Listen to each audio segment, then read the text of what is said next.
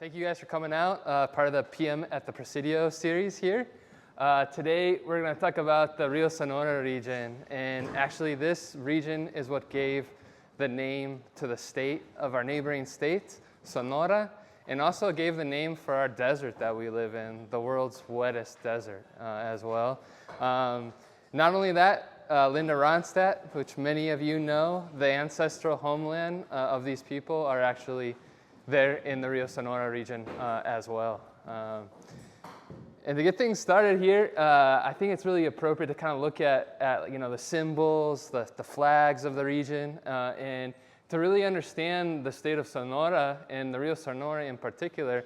We have this kind of coat of arms, if you will, and everything that's in this coat of arms, even the water, despite the fact that the Rio Sonora region is an inland, it has to do with the Rio Sonora. So first here in the upper right-hand corner, you have what's the symbol of mining, basically. So why were the Spaniards coming, 2,000 kilometers south of this area from Mexico City? Why were they coming all the way up here? It was because they were after the magnet, right? They're after the silver. They're after the next big silver strike, the next big Mexico City, the next big Peru. And so they were following the Sierra Madre Mountains all the way up the west coast of what's now Mexico to look for the next big silver strike. And one of the biggest silver strikes was actually called Arizona. That's where we get the name for our state as well. So mining, if there wasn't mining, really the history would be totally dramatically different in the Rio Sonora region too. And same with the indigenous people here. The indigenous people, the one that's depicted here is particularly the Yaqui culture. The Yaqui culture, they're from more southern Sonora where a lot of the valleys are. But the Yaquis, throughout their history, they were always known as freighters, people that move supplies around. And so they were always traveling through here, traveling through Arizona. We have the Yaqui reservation in Tucson. It's the only reservation in the United States that's federally recognized indigenous people that don't come from the contiguous 48 or 50 states, more or less. They come from southern Sonora. In the case of Rio Sonora, we're going to be talking about the Opata culture. That was the ancient indigenous culture that inhabited these river valleys in eastern Sonora. And then we've got this up here in the right corner here, which is the wheat. The wheat is another fundamental story to understanding Sonora as well. When the people were coming from the south, they discovered that the winter here was the perfect time to grow the wheat. So just like the mines that are in the river, in the mountains separating these river valleys, we've got the big fields of wheat too that the eastern Sonora is known as. And then you got the cattle here too. So almost like a symbiotic relationship. What followed the mines was the cattle and the wheat. Those guys had to eat, right? And so these became fundamental symbols of the culture in Sonora as well. And finally, you have the coast. I mean, Sonora has 1,200 kilometers of coastline. A lot of people don't realize that. It's one of the longest coastlines of any community of any state in Mexico.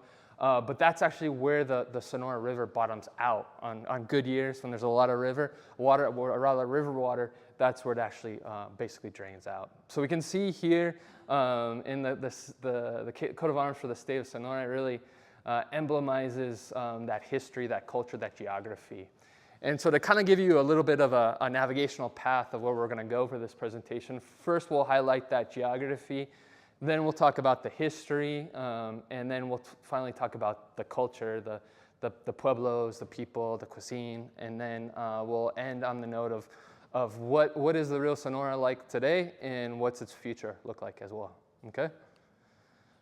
So to understand Sonora, you really got to understand the rivers. That's number one. That's fundamental. These rivers basically drain the Sierra Madre Occidental, the western Sierra Madres here. And so you have about four north to south running basically rivers in eastern Sonora.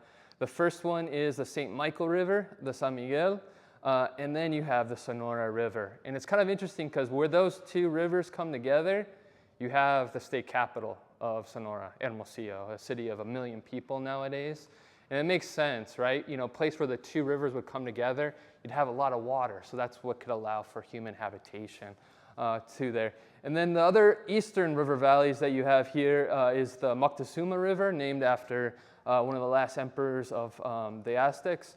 And then you have the Bavispe River, which is also the name of a town up here, very close to the Chihuahua border.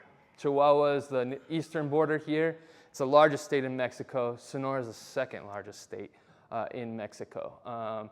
And so these rivers are really where the indigenous people had their habitations. This is where later the Spanish used these north-south routes as access for exploration, commerce, investigating where new mines could be found as well. And in that essence, we're kind of much like that. We have that kind of geographical format here with the Santa Cruz River. There's a great, fantastic book that I want to recommend if you love Sonora, if you're interested in Sonora. This is the Bible. It's called Sonora, Its Geographical Personality by Robert West. He was a geographer from the University of Texas. And his main theory that he puts forth is that there's two Sonoras.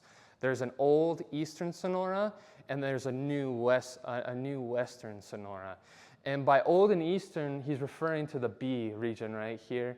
And the reason why that's old Sonora is because that's where as you can see from this map, that's where the water was. That's where the rivers were. That's where people could live, right? Versus this flat coastal plain here, which leads up to the Sea of Cortez coast, more or less here. And there was a tribe here too, the Seris, that weren't sedentary people. They probably to this day still live by hunting and gathering, one of the few indigenous groups that still do that. The Spanish were never able to put their thumb on them, and so they kept them out of this region. And so that's why these areas, these towns along the rivers here, tend to have the older communities in Sonora, more or less. And we're going to talk about this later, but now we're seeing this depopulation of these eastern river valleys. A lot of people, if your son and daughter doesn't want to work in mining or ranching, which were the traditional economies in the eastern part, well, what are they doing? Well, a lot of them, they're ending up in cities like Hermosillo, Nogales, Ciudad Obregón, and that's where they're going to study, and then they just end up staying there and working there, more or less, okay? And so that's why we're seeing these big cities grow in western Sonora. That's why it's new Sonora, more or less, this old Sonora and new western Sonora dichotomy. And we could really see it here in these two maps, too. If you look at the topographical map, you can see how there's two Sonoras. These are the river valleys right up through here, and separating the river valleys are north and south running sierras, and they progressively get higher until you get to the highest mountains, which is that border between Chihuahua and Sonora here, more or less. And then here too, from a climate and ecological standpoint, this yellow area is the western Sonoran desert, the coastal plain. Whereas here in the east, you have areas of thorn scrub, you have pine, you have oak, open forests like you have down in Nogales. You have also, the high elevation pine forests, and you even have some areas that are dry tropical, the red as well. It kind of sounds like an oxymoron, but it's a fascinating area where you have semi-desertic, semi-tropical plants. So it's a very ecologically rich area, a lot of different biospheres, ecological zones. And here you can see later there was a dictator in Mexico, Porfirio Diaz, who he wanted to develop the north of Mexico, and so he wanted to invite a lot of Europeans to come and basically develop the land, or religious minorities. And so you had outfits, like in the case of this mine, this was all, you could see all this mineralization because they blew up the mountain. This was a Swiss-Italian company that ran a mine here in the late 1800s. You also hear about the Mennonites in Chihuahua. Mexico is so much more than just, what we tend to think about in the history books of Indians and Spanish. There's many different waves of immigration that came into Mexico too. And there's still people in the Rio Sonora Valley with Italian surnames like Nicola from this presence of the mining companies that were there. And they're still there today. Now it's not a Swiss, German, Italian mine, it's a Canadian mine. And right now, each year, they're taking out more than what they did in the 300 years of the colony, the Spanish colony, and nobody's complaining about that now, right? The indigenous people, I mean, really, the indigenous people set the foundation of what it means to be Sonorense, Sonoran today. You know, there's many different groups. It's a huge state, so you have the Mayos and the Yaquis down in southern Sonora, in the valleys, the river valleys. They were amazing farmers. You had the Seris, the Papagos and the Cucopas that lived in the western desert.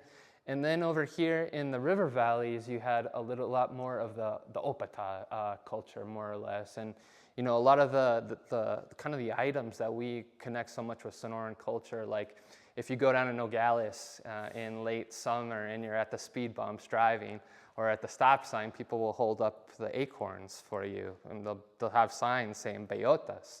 Beyota is acorn in Spanish. They're part of an economy that goes back to pre-Hispanic economy, you know, this hunting and gathering, collecting were what the Sonoran desert gives you, the Sonoran supermarket, if you will, what you can collect from the desert without even having to work for it. And so, you know, a lot of these foods were first used by the indigenous people. The nogales, too, which were the black walnuts as well. And the wild chilies, which we're going to talk about soon as well.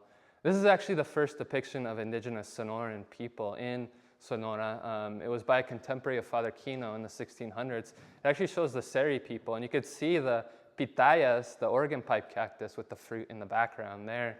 And you could see the baskets too, so they would really kind of go around and collect based on the seasons of what the Sonoran desert gave you.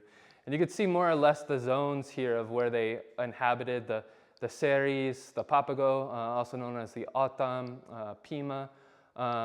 A lot of these names, people are kind of curious about the names because there's several different names for indigenous people. And what happened here, particularly in the Southwest, is, you know, now we're getting back into the names that they call themselves, like Tohono O'odham, the people of the desert. But often what was the case is when the Spanish were coming into a region, they would ask their indigenous allies that were from another part of Sonora or another part of Mexico, what do you call these people? And so, in fact, it's an indigenous word, but it's in a different indigenous language. Like Papago, for example, a lot of people think that's a derogatory term. It means bean eater. It means bean eater in Apache, because the Apaches were more hunting and gatherers. They weren't sedentary farmers that grew bean. So that's one thing that basically distinguished them, more or less. The same thing with Seri. Seri is a Yaqui word. It's, you know, the Spanish were asking the Yaqui, what do you call these people? And Seri means people of the sand, because they live along the coast of Sonora, more or less. And the Opatas, what's really interesting to point out about this map here is that you may have heard of this term that we live in the Pimeria Alta, the land of the upper Pimas, the land of the upper Tohono O'odham. You may not know that there's a lower Pimeria too. And why this separation between lower and upper? Well, the theory is that the Opatas, here you can kind of see them wedged between the two, is that they may have come from the east. They may have come from what's now Chihuahua. Some people say that they may have even come from the Casas Grandes, the Paquime, the ancient civilization there. When that society fell, they came into the river valleys of eastern Sonora. It's still not known. However, the Opatas were very good friends with the Spanish. What they call the mestizaje, the mixing, it really was complete with them. And we know that because it was in the 1900 census where we had the last Opata speakers in Mexico, the Mexican special. The language no longer exists. You could see it in the people. They still have the bloodlines of the Opatas. There's some pictures here of some processions in the 19th century in which the Opatas were participating in.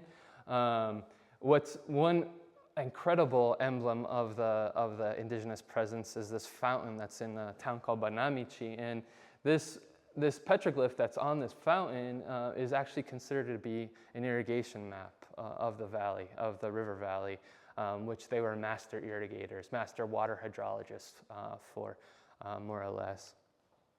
If you guys want to know more about the Opatas, this is the most amazing book. It's so much more than just the Opatas. It's about the geography and the history of Eastern Sonora. It's by none other than David Yetman of the famous Desert Speaks series. I can't recommend that book enough. So kind of leapfrogging over from the indigenous period to the Spanish, we can say that the first Spanish to kind of come through this area was a guy by the name of Bull's Head, Cabeza de Vaca. He and a group of about 7 survivors, they basically shipwrecked off the coast of Florida. They were part of the Navarrese expedition. They basically were traded as slaves and wandered through the Southwest, these shipwreck survivors, for about 7, 8, 9 years. They were also eventually kind of revered as medicine men because they were using some of their European apothecary skills to heal Indians. And we know from Cabeza de Vaca that he passed through the Rio Sonora region.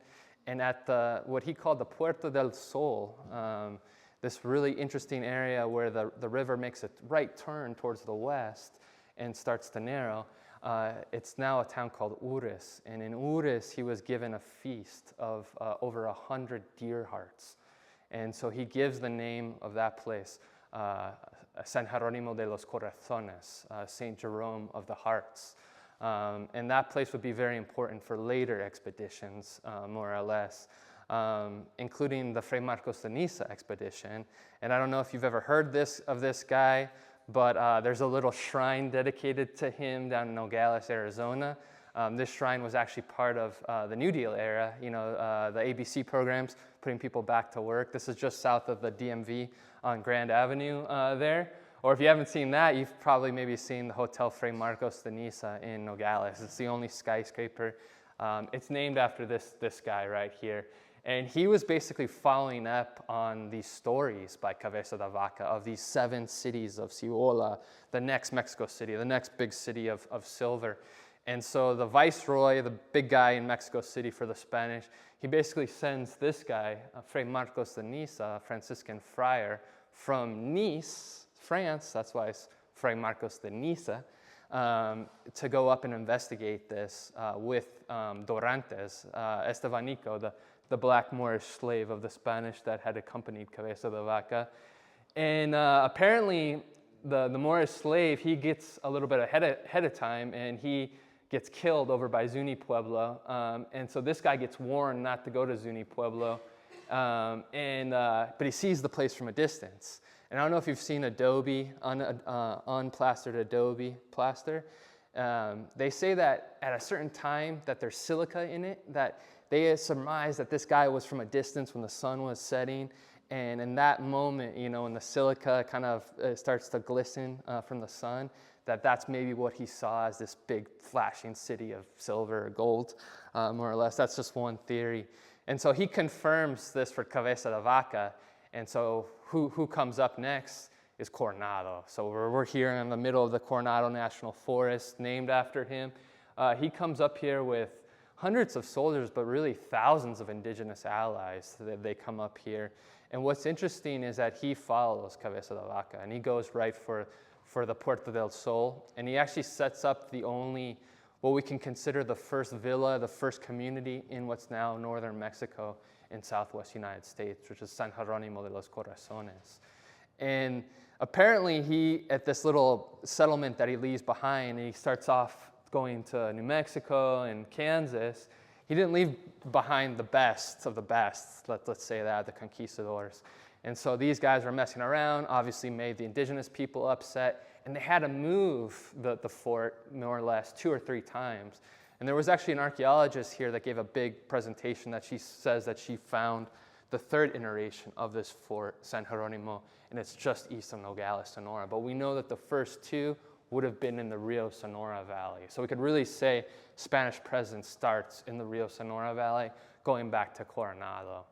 The next step in the Spanish history is Pedro de Perea, who's given kind of a decree by the king to go settle the lands beyond the Yaqui River.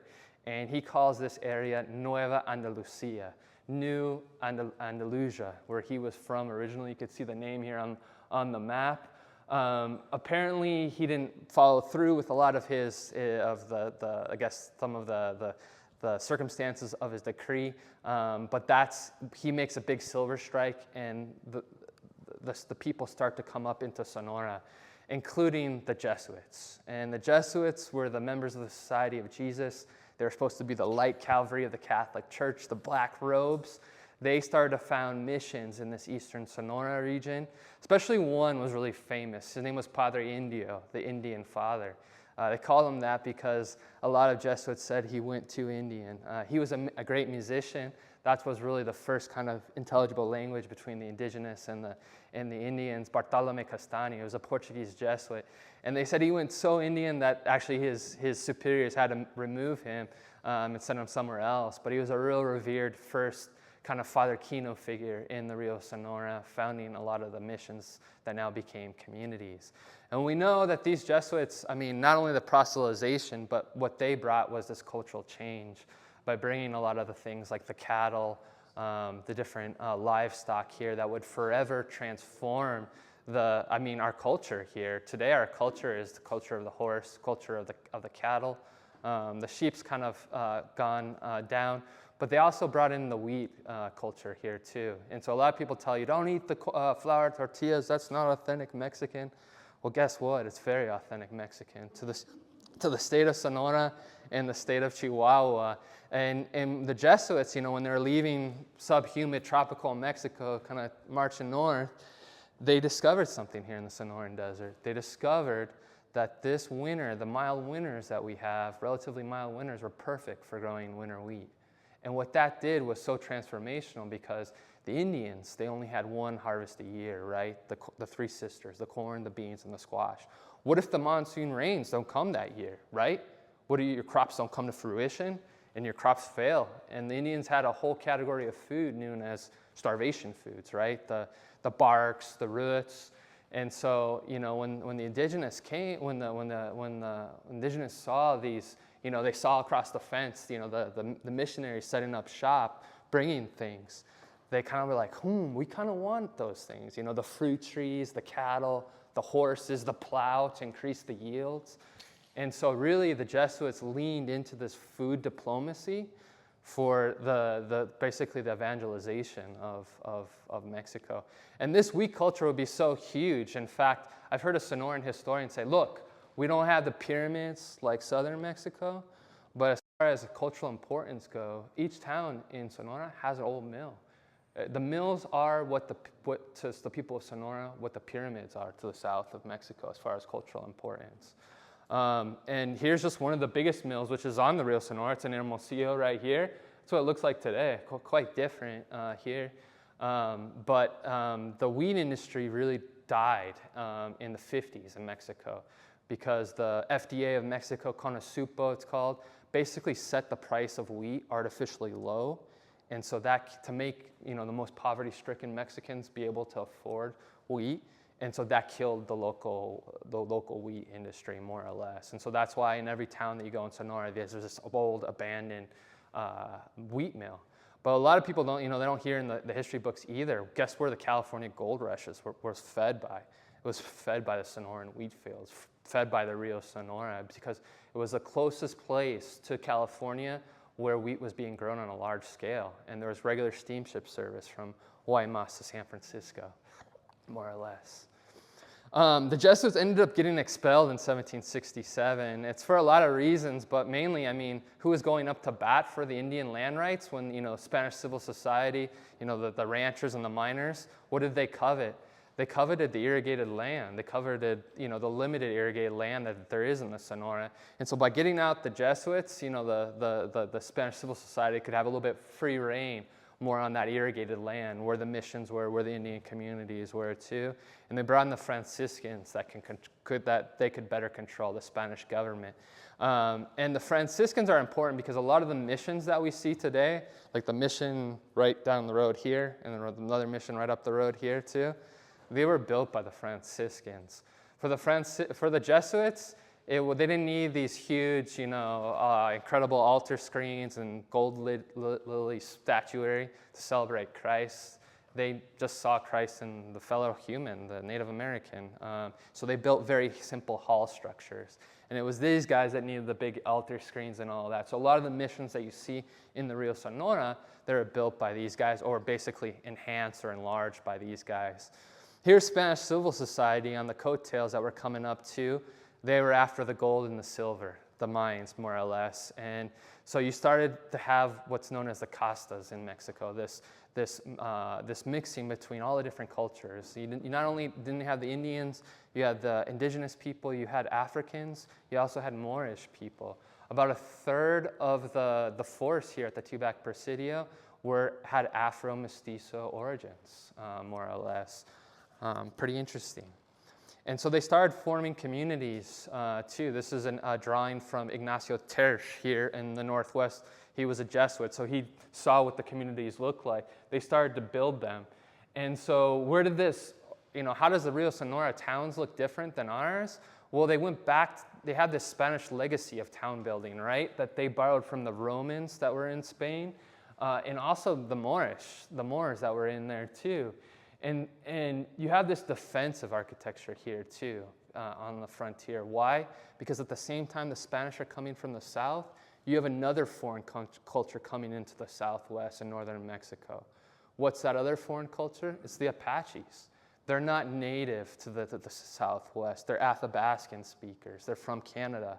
And so the Native Americans here, the Tohono-O'odham, they're kind of faced with a dilemma, right? Do we fight these new Apaches on our own, or do we join this new Hispanic system and take advantage of the gunpowder, the horses, the fortifications? That's the cultural context in which these communities came out of. And so this architecture is what you see down there. It's the row house architecture, more or less, this kind of defensive architecture and this kind of dichotomy between the social world of la calle, the street, and inner private space of the family, more or less, which is quite different than the Anglo-American style of building in blocks. Juan Bautista de Anza, actually, who's an important figure here at Tubac community, he's actually buried. This is his grave right there. He's the founder of San Francisco. He dies in Arizpe, and when you go to the church, you can go down and look at his grave. It's a beautiful marble grave. The people of San Francisco, when they heard about Arizpe and they heard about the story, they wanted to kind of acknowledge Arizpe as kind of San Francisco's birthplace in the 60s. And so they brought this big marble tomb. The only problem is that that's not Anza in there. A physical anthropologist discovered cal, lime on the body. It's what they used to put on the bodies, the white powder, the limestone, when someone died of an infectious disease. So this person, they know, died of infectious disease, and we know Anza didn't. He died of old age. And it's interesting because like a lot of these churches, when you walk in these old churches, they're graveyards. Underneath the pews, that was the tradition, was the more closer you were buried to the altar, the more holy or more important you were. And so Anza's probably buried adjacent to this guy, a little bit closer to the altar. This was another Basque, Echegaray, another military guy here too. And so that's the church right there. And Arizpe is really important. It's one of the important towns of the Rio Sonora because that was basically the capital of northern New Spain for about almost half a century, more or less. So from California to Texas to New Mexico to Nuevo León to Baja California, Sonora, Chihuahua, it was all governed from this place, more or less. And this was the church there. And it's kind of interesting because it has very much of a Moorish style, and it looks almost exactly like the Marrakesh mosques right there with the blind arches and the decorative details right there. So we're going to kind of take a little look at the different towns that go down the Rio Sonora. So the headwaters is up there in Cananea. That's where the spring is that starts the river.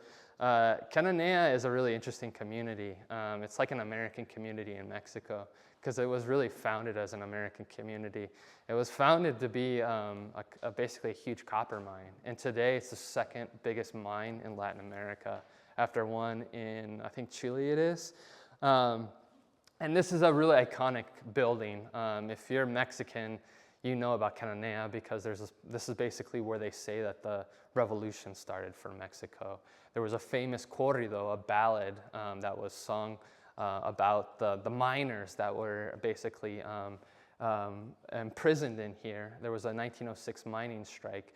Basically, it was a kind of a tripartite community at the time. They had, American workers, they had Mexican workers, and they had Chinese. And at that time, the Chinese they couldn't be working the mine, so they did a lot of the menial work, but they had a 2-scale pay system for the miners. And it was 2-scale for the Americans and the Mexicans. And you can probably guess who they paid less, right? In their own country, nonetheless, right? And so the miners rose up against that, and they said that mining strike is the spark that set off the Mexican Revolution. And so on a lot of our tours, we go and visit Cananea there in the Carcel, the famous mine there. We already talked about Arispe, but that was the next one that kind of comes down. Bacoachi was really important. Kind of like Tubac, it was a presidio, except it was an Opata presidio. So at one point, this was a Pima presidio of fully indigenous soldiers fighting on behalf of the Spanish crown. And Bacoachi was basically the point place to protect the capital. And so it was an Opata presidio as well. Banamichi is where we go for our tours. And Banamichi in Opata, that's one way in which the Opata culture lives on, is the names. Banamichi means place where the water turns, where the river turns, more or less. And it's a little piece of sunshine. It's where I fell in love with the state of Sonora. I went on an ethnographic field school with the University of Arizona in 2014. And it felt like, you're 1,000 miles away, but you're just a day's drive from the border. And you feel like transported back in time, too. Like people look at you in the eye and they say, good morning, good afternoon. There's people that invite you in for coffee. Strangers. I can't remember the last time an American's invited me in for coffee, It's a different pace of life, and that's what's so appealing to going and visiting there. Modernity is reaching there, of course, but it's kind of a different culture. It's a culture where, these people, their ancestors, they grew up in the desert. If you didn't help out each other, you all didn't survive. And so I think that's still a standing thing here in the culture. The next town down is Huepac, and Huepac is really famous for its church, especially its vigas. It's got these amazing corbels and vigas that come from the sierras that they cut down there. And they're known for a really fun festivity in the summer. It's called the Marmota festivity, the Day of San Lorenzo. Usually each one of these towns has a patron saint, and there's always these stories about how the Indians were attacking, or the Mexican army or the Spanish army was coming, and San Lorenzo came and defended and saved the pueblo. And so ever since that time, the city's gone out and they've thanked San Lorenzo with this night procession, and they have these matachinas dancers like they have in New Mexico that they bring the statue of the saint out and they dance at morning, at the break of light in morning. It's a really beautiful tradition. And that's another appealing thing about this, is that this is a land that hasn't lost its cultural traditions. Acanchi is the next town down, and it's got a really interesting church. It's got these octagonal towers. What's really fascinating about this place is that there's a Black Christ there. And there's a big cult in Latin America, or devotion, if you will, of the Black Christ. And it goes back to the 1500s in Guatemala. The story goes that the indigenous, they wanted to carve a crucifix that looked like them, had more of a brown color, and they put it up against some candles that over time it turned black. But at the place where this blackened crucifix was at a place of healing waters, a famous spring in Guatemala, and apparently a big Spanish bishop went there and was cured with these healing waters, and he really propagated this devotion to a Black Christ. And if you go in the Mexico City Cathedral, you'll see the first thing you see is a Black Christ when you walk in there too. And in fact, there was a Black Christ here in Tucson at the San Agustin Mission, which is now close to where Mission Garden is. But when the Gadsden Purchase was finalized, the Mexican military took the Black Christ with them down to Imaris. And he was there in Imaris, the town just south of Nogales, and he was black up until about 1992 when they got some crazy priest in there, and he for some reason sanded down all the black or something like that. I don't know.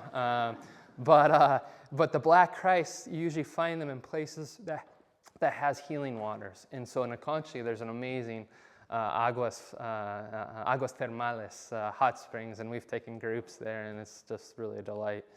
The next town down is Baviacora, and Baviacora means place where the yerba mansa grows in Opata. Yerba mansa, if you don't know what it is, it was a cure-all. They grow some of it over here at Tumacacri. If you go in the little convent garden underneath the orange tree, whether you had a flu, fever, you'd use this yerba mansa. So it's kind of at the place where the river narrows, and so you'd probably have a bottom out of the water, so there were kind of a lot of still water where a lot of this plant could grow. Baviacora is pretty famous too because they have an ice cream shop there too that offers a chiltepín ice cream. So that's another great thing to go. Ures is the old capital of Sonora. It's a place that we've added on to this tour that we're taking people. It just was named a Pueblo Mágico, which is a special designation that the Mexican government gives towns in Mexico with particularly high levels of cultural, religious, or historical value. And Ures was always known as the Athens of Sonora. A lot of the literati came from there.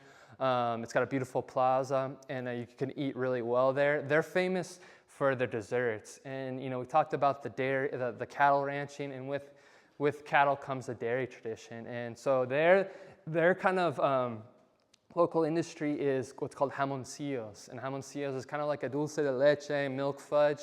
That's kind of the go-to dessert there, and so it's fun. We go out around the back with this guy, and there's the big cauldrons, and they're cooking up the milk and the sugar and the spices, and it's really interesting. And so to talk about, the real Sonora is really about going there, is about the cuisine and the Colombian exchange that took place there. What's interesting in Sonora is that you see a lot more of the European foods up here.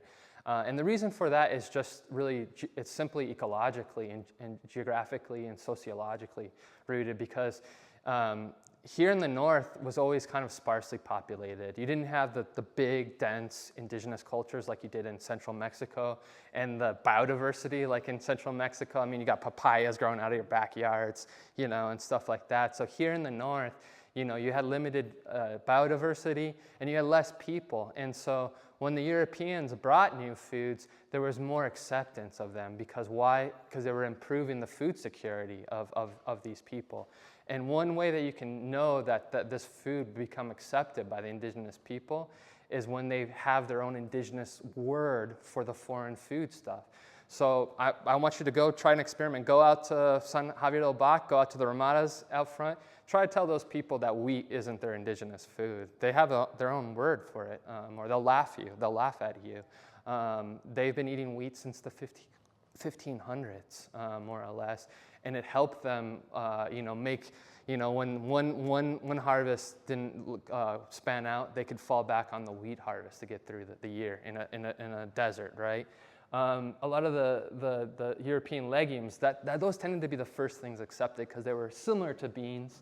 And then you had the Moorish legacy too. A lot of the desserts, some things that we've seen, a lot of Mexican sweets, they're right out of the books of Arab cookeries, North African cookeries too, as well. The quince is one huge example. What Washington State is to the apple, Sonora is to the quince, more or less.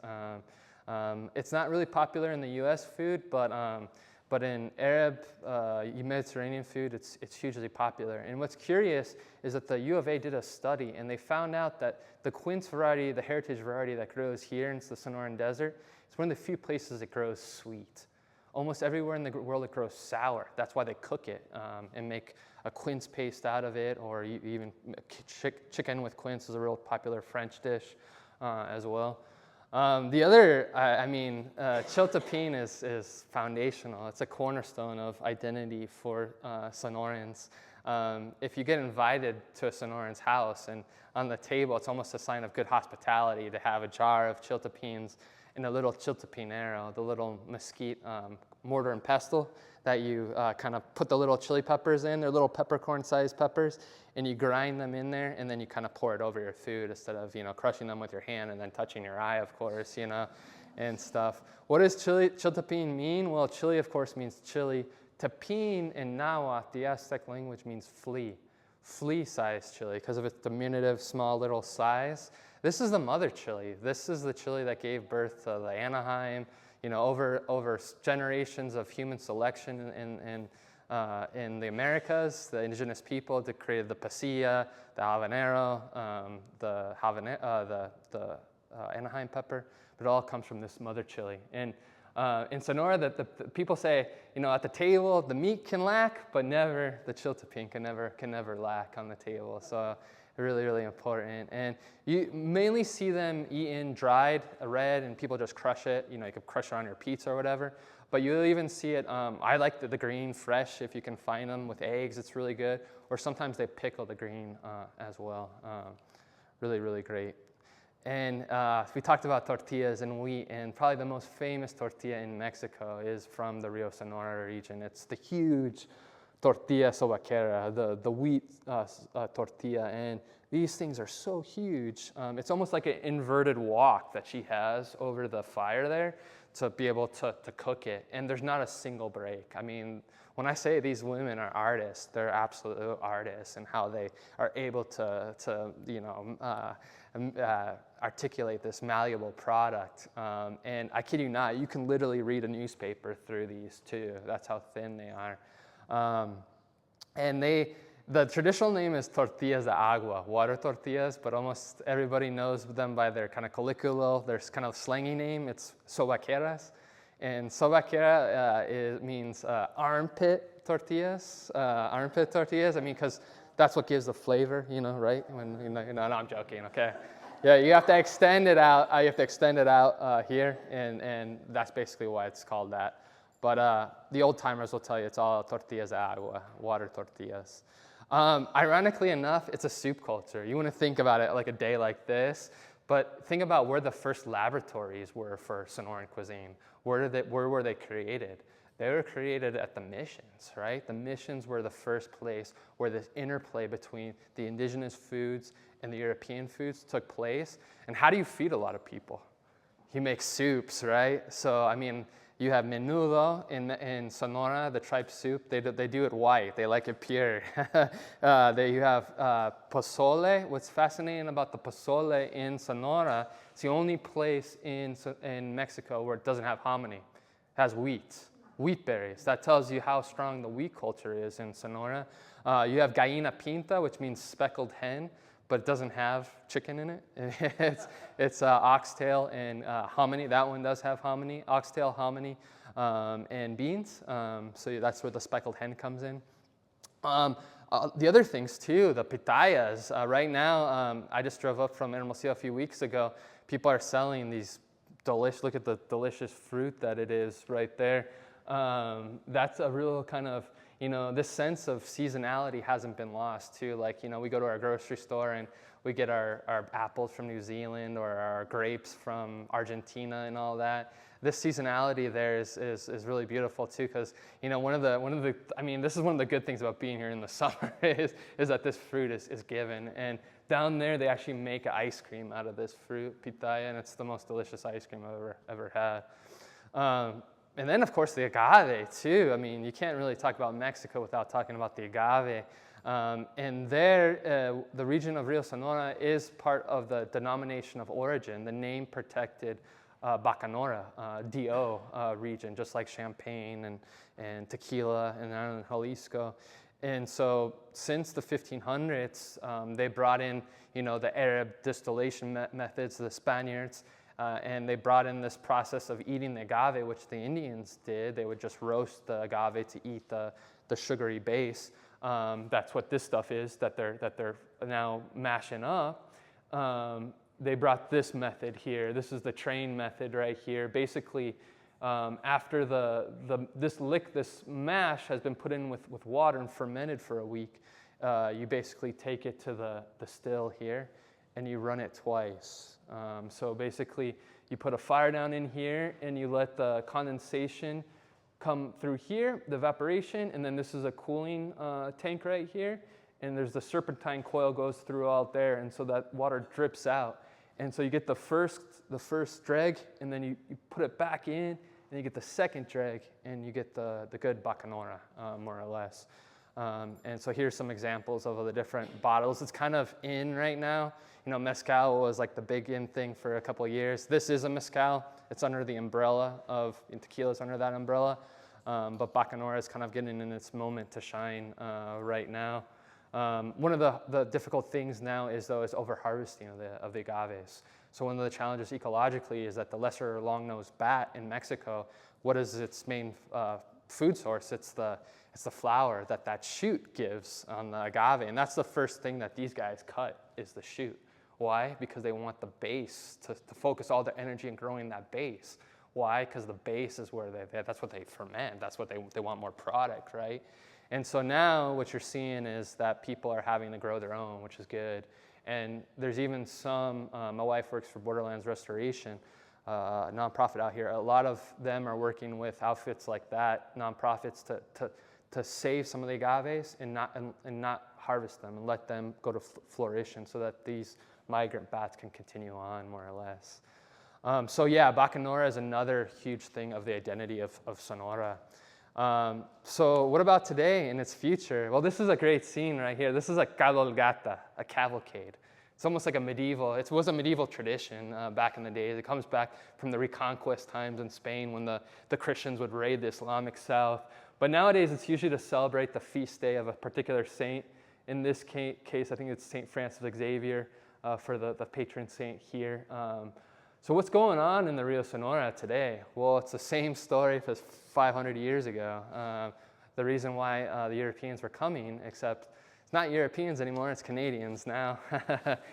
This is the first majestic silver court, Santa Elena mine. This is kind of in the hinterlands behind Banamichi, which to me is one of the most beautiful towns in the Rio Sonora. There's good and bad. I mean, Banamichi is kind of getting a little bit more wealthier. The mine's donating things, but what's the overall ecological and human cost? Well, we know in 2014 that up in Cananea there was a huge mining spill, unfortunately, right almost at the headwaters of the Rio Sonora. The following years, it was interesting because some farmers were affected. A lot of the chilies, the flowers dropped and the chilies cropped. So I guess time will tell what the big human effects are of the spill. But the people are very resilient. We are kind of in the same situation here in Rio Rico too, with the mine and the talk up here. It's difficult because if people don't want to work in this or they don't want to work in this, what is there for the youth in these eastern Sonoran towns, right? If they don't want to work in ranching, if they don't want to work in mining, they all go down to those big towns, and you're seeing these huge, Hermosillo with 1 million people, Nogales with 500,000 people, more or less. So what can we do to, kind of help them out? And well, my idea is a third economy. It's sustainable tourism. These towns, like I tell you, are magical towns because they almost feel like they've kind of, they're almost set in the past in a way. And the people there are just amazing that you meet there. Like I said, I can't tell you how many times I've been invited in for coffee. And it's a special region. And so I'm making the case for tourism over there. And so that's why I think it's important to support sustainable tourism in these regions, because if you're anti-mining or you don't like the effects of ranching on the environment, well, you have to be part of the solution to help this depopulation out of these eastern river towns. They have to have an economy. And so that's what we're betting on this. And so that's why we like to bring people down. This is the hotel we bring people there. And of course, there's Linda Ronstadt at that hotel. Actually, I was fortunate enough to be asked one time to be a guide for the Amarin Museum, and she was on that tour. And at the very end, she came up and she's like, "Alex, can I get a reading list from you?" And I'm like, "Oh my God." And my dad was really jealous. It was like his girlfriend growing up, and stuff. So, but her grandfather was from there, and you may have read her recent book. I think they sell it here too. It has a lot of the recipes that she remembers. You may have had her have her CD, Canciones de mis Padres. These are the songs from the Rio Sonora region. Her name may not sound, her last name may not sound Hispanic. Again, that's that what I was trying to tell you guys before. Mexico has a diversity just like our diversity here. The Ronstadts came in as German mining officials in the late 1800s, and they went to the Rio Sonora where there was mining as well. And so let's maybe change that economy, that focus, and let's go down and have fun and do tourism. And this is, I brought a school group down, a Catholic high school group from Kansas City, and here they are just having a blast making probably the most iconic dish, which is the chiltepín flan. They make a La Posada. Yeah, Karen's been down on the tour before, and if you love flan, this is just like the next level. You won't taste flan again like that. It's just that suggestion of heat. So with that, I want to extend an invitation to you. We usually go down for the big festivity for the Independence Day. We just sold out on that tour, so we opened up a new date, January 24th to 27th. John's going to join us for that date in September. But if you're kind of on the fence, don't know about Mexico, I advise take that leap, take that jump. This is a place that changed my life, visiting Banamichi, and I was working for the National Park Service up in New Mexico at the time when I went on the ethnographic field school. And after that, I was like, I got to find any way to get down here. And so that's when I sought transfer to be transferred down at Tumacacri, to work at Tumacacri, just to be close to the Rio Sonora region. I can't explain. My wife jokes that we need to change my passport to born in Banamichi, so maybe we can do that one day. But I want to extend an invitation or to any of our other destinations. Alamos is just another extraordinary place, or Rocky Point and Pinacate, the UNESCO reserve, or locally too. But I just want to thank you for your attention. Thank you for supporting the Presidio too, and for coming out tonight. And if you have any questions, please feel free. Thank you.